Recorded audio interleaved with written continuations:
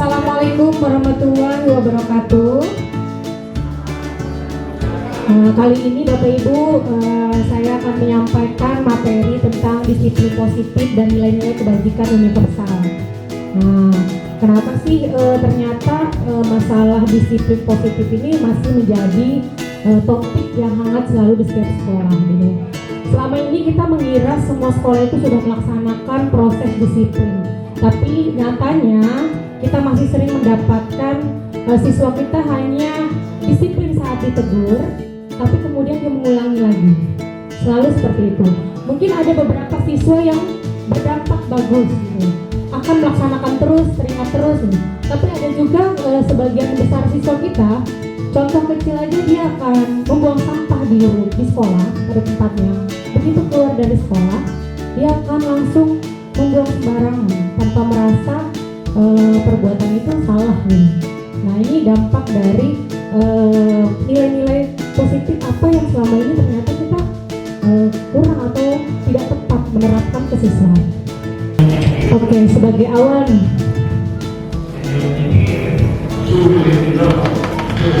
ada pertanyaan seperti ini Bapak Ibu. Setuju atau tidak setuju hukuman dapat mendisiplinkan anak? Terus ada juga namanya pemberian hukuman dengan hal positif seperti membaca atau membersihkan halaman sekolah dapat meningkatkan disiplin anak. Bagaimana menurut Bapak Ibu? Setuju nggak dengan pernyataan ini? Setuju? Ada yang setuju, ada yang tidak. Memberi penghargaan dapat meningkatkan motivasi belajar anak. Setuju nggak Bapak Ibu? Oh, ada yang setuju, ada yang tidak. Nah, ternyata ada beberapa, selama ini kita kurang tahu gitu, ternyata penghargaan juga Bapak Ibu ternyata itu tidak berdampak pada motivasi anak untuk melakukan hal positif. Nah, selama ini kita merasa penghargaan itu akan kita berikan supaya dia motivasi dia terus melakukan hal baik gitu. Ternyata ada bagian dari penghargaan itu yang ternyata tidak menumbuhkan motivasi dari diri sendiri gitu. Nah, karena dia motivasinya hanya untuk meraih penghargaan.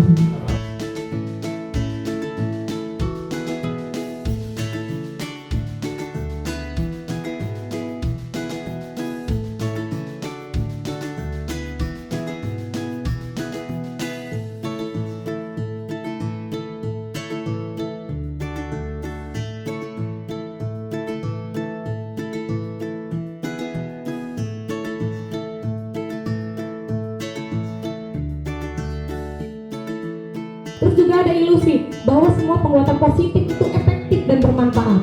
Ternyata tidak sepenuhnya benar. Ilusi bahwa orang dewasa memiliki hak untuk memaksa. Ternyata itu kita semua, diri kita yang memegang kontrol. Diri kita sebagai siswanya yang memegang kontrol, dia mau menerapkan itu apa enggak. Nah, gitu ya Bapak Ibu ya. Nah, ternyata semua itu hanya ilusi kita selama ini. Siswa itu kita ancam, kita hukum, dia akan berubah jadi baik. Ternyata tidak. Karena perubahan dari dalam diri itu hanya kita sendiri yang mau berubah baik apa tidak. Ternyata seperti itu. Ada stimulus respon, kita mencoba mengubah orang agar berpandangan sama dengan kita. Sering kita mengatakan ke siswa, pandangan kita ini benar. Nah, padahal kita tidak melihat dari sisi siswa, cara dia berpikir, apalagi di perbedaan zaman sekarang Bapak Ibu ya. Cara kita berpikir itu kita ngeras. Kita ini yang benar, tapi tidak mengetahui sisi dari dia. Kenapa sih dia sampai berbuat seperti itu? Kita tidak memahami kenapa, ada apa. Nah, gitu. Itu yang kadang tidak kita lakukan. Terus perilaku buruk dilihat sebagai suatu kesalahan. Nah, padahal siapa tahu ternyata dia melakukan kesalahan itu ada tujuannya sebenarnya. Ada yang tidak dia dapatkan dari luar, dari rumah mungkin. Nah, tapi kita hanya judge sementara yang sesuai dengan pemikiran kita. Nah, model berpikir menang kalah. Selama ini kita merasa kita sudah benar nih, kita sudah benar. Kita benar nih menyatakan siswa dengan hukuman ini. Kita menyatakan dia salah, begini. Padahal model berpikir yang bagus adalah sesuai teori kontrol, itu adalah menang-menang, win-win solution. Dari segi siswa dia mendapatkan pencerahan yang bagus dengan harapan dia mengerti, dan kita pun juga mendapat dampak yang bagus dari siswanya. Itu yang diharapkan sebenarnya. Bukan berarti kita merasa menang, siswa sudah merasa bersalah nih, dia sudah merasa kita tegur, kita benar gitu. Tapi dari segi siswanya bisa jadi dia merasa sebenarnya rendah diri, sakit hati. Nah itu berarti kita tidak win-win solution Bapak Ibu. Jadi kita hanya merasa menang di kita karena kita sudah merasa kita sudah benar, kita menyalahkan dia melakukan kesalahan, tapi dari siswanya tidak merasakan menang. Jadi kita diharapkan dengan teori kontrolnya adalah win-win solution. Siswanya mendapatkan kebermanfaatan, kita pun mendapat manfaat dari siswa kita menjadi karakter yang lebih baik. Motivasi internal, tujuan dari disiplin positif itu sendiri.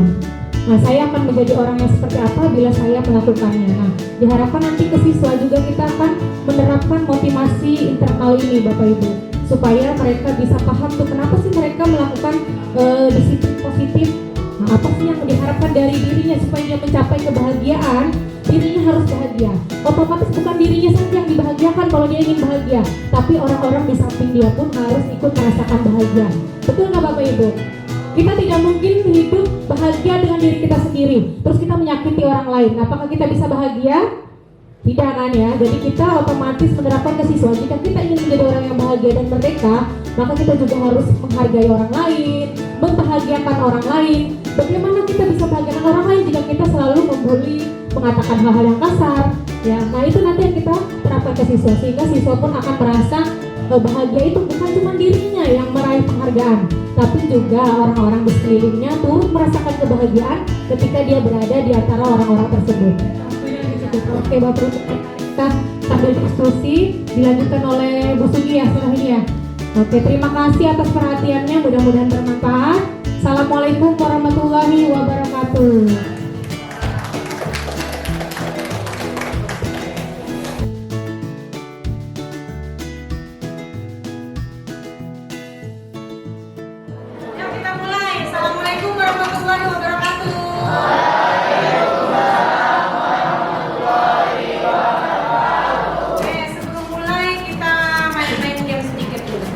Biar nggak ngantuk, karena kelihatan wajah-wajahnya ngantuk. Apalagi si Gilang. Apa? Udah sarapan belum? Makan siang? Oke, ngobrol dulu. Sekarang Mas Nurul punya permainan apa ya? Biar nggak ngantuk. Kalau Mas Nurul bilang gini, ular panjang atau pendek? Kalau cacing? Cacing apa? Pendek. Tapi sekarang beda. Gerakannya gini. Kalau Mas Nurul bilang ular, tapi gini, ngomongnya panjang, ular, panjang, cacing, pendek. Bisa nggak? Coba sekarang, pakai sekarang ya. Tadi kalau ular gimana ular? Ngomongnya apa? Ngomongnya? Gimana tangannya? Iya, oke. Kalau ngomong cacing? Kita lihat nanti siapa yang salah. Coba ya, 1, 2, 3. Cacing.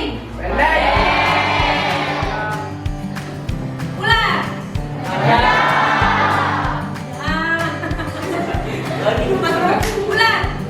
Ular. Salah nih. Ayo. Ular. Panjang. Cuma ular sama cacing. Sekali lagi. Cacing. Ular. Ular. Cacing. Cacing. Cacing dimakan ular. Oke, teman-teman siap-siap konsentrasinya terjaga. Tadi menurut promotes konsentrasinya mesti belum hari-hari udah siap kan. Ternyata konsentrasi kalian bagus. Sekarang menurut hari ini rencananya mau membuat keyakinan kelas di kelas kalian, gitu ya. Kalian kan sudah punya kesepakatan kelas tuh. Nah sekarang kita mau mengganti menjadi keyakinan kelas, gitu ya. Kenapa sih harus diganti keyakinan kelas? Apa bedanya sama kesepakatan kelas?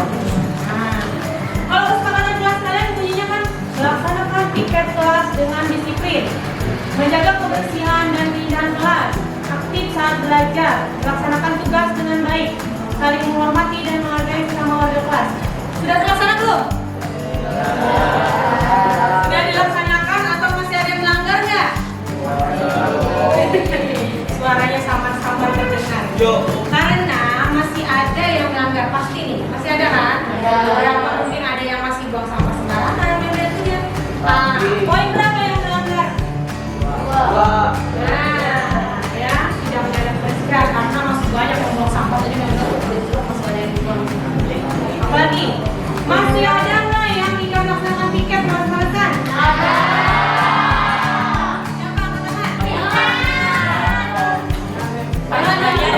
Jangan ditunjuk kawan yang merasa aja, suka malas ya. Ada nggak? Ada nggak? Lalu ada nggak yang masih ikut kalau guru menjelaskan? Poin berapa masuk mana? 3. Poin mana? Poin mana? 3 apa? 5? Masih bingung ya? Oke, nggak apa-apa. Berarti kenapa sih kalian masih ada yang melanggar? Karena menganggap itu sebuah peraturan, ya. Belum diyakini di dalam hati kalau semuanya itu adalah hal baik yang harus kalian lakukan. Nah, bagaimana kalau hari ini kita membuat keyakinan, ya, supaya kalian semakin yakin bahwa sesuatu hal baik itu datangnya dari diri kita sendiri, bukan karena paksaan ada peraturan. Siapa yang setuju? Katakan. Setuju semua ya? Kita ganti jadi keyakinan. Jadi tetap nanti kita buat kesepakatan itu ada di sana. Nanti keyakinannya juga kita cetak lagi. Gimana? Setuju nggak? Setuju. Biar diyakini dengan hati seperti keimanan itu. Momennya kita di sini ada yang setuju semua apa ada yang lain? Ada juga yang nggak apa-apa. Berarti kita meyakini seperti agama kita yakin bahwa agama kita benar ya. Walaupun agamanya berbeda, agama kita benar. Seperti itu juga kita meyakini sesuatu yang baik. Kita yakini dari dalam hati kita lakukan. Sehingga nanti tidak ada lagi tuh pelanggaran kayak males ngambil sampah, males buang sampah keluar, ribut saat guru menjelaskan. Karena kita sudah meyakini supaya enak kelas kita harus kita yakini kok kita melakukan hal ini yang baik. Itu ya. Oke, sekarang saya dulu mau kalian masuk dulu ke Mentimeter. Coba ketik Mentimeter. Udah masuk? Sudah? Ada? Sekarang kalian tulis nama. Belum menulisnya, tuliskan nama di atasnya. Terus kalian tuliskan kelas seperti apa sih yang kamu impikan. Nama ya, titik 2. Aku ingin kelasku seperti ini. Aku ingin kelasku itu bersih. Aku ingin kelasku itu damai, namanya gitu. Aku pengen kelas impian kalian lah seperti apa. Masing-masing orang boleh tulis. Boleh, nggak apa-apa. Berapa? Dingin, berapa dingin namanya ya? Kirain dari kelasnya ingin yang dingin, tidak berasa. Aku ingin saat tiket kelas tidak ada yang bolos. Aku ingin kelasku itu damai, bersih, aman, dan terang, dan biasa dan saling menghormati selama udah kelas. Oke, boleh. Risma, aku pengen kelasku orang-orangnya bisa diajak kerjasama. Oke. Ansel, aku ingin kelasku damai, asik, aman, dan saling menghargai sama wali kelas. Bagus. RRQ Nayakha. Aku ingin kelasku bersih dan aku ingin kelasku tentram. Sama